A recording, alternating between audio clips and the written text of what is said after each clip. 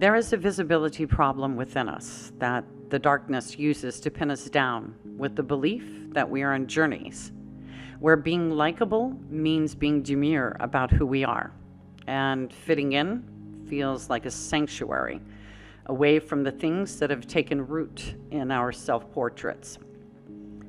Our familiar way of being contains the symptoms of dragons that haven't left us alone in a while, and the deep negative words living in our hearts and minds.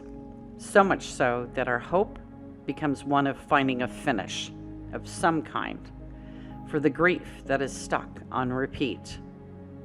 But if we are not recognizable in the vocabulary of the package deals that we see, what we think those misidentified points of light have shown us about ourselves becomes another barrier on the list of what is between us and happiness. We can't use what has been defined elsewhere to recover the safety that has become buried in our blended layers without being shifted further into isolation in the very homes that the different versions of who we are reside in.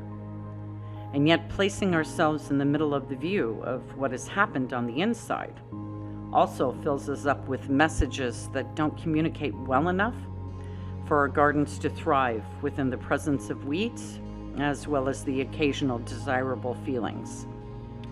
We don't pretend to suffer, so acting as if we are all right until the noise is gone only allows the dark to continue voicing its opinions, coaxing us deeper into our own misery.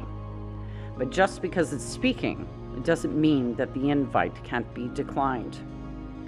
The relationship that we are seeking within ourselves lives in the conflict of what has never been meek for us.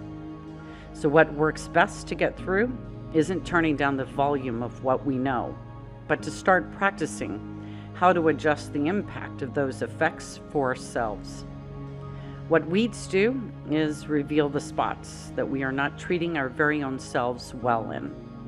And what we can do with that knowledge is become available to show up to sit with them, even though it's dark.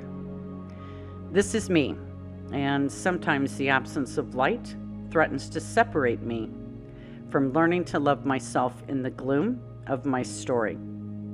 But slowly, that particular voice is becoming a loud shield in the art of living my so very Hevel life. Have the best day possible for you. Love always, Hevel.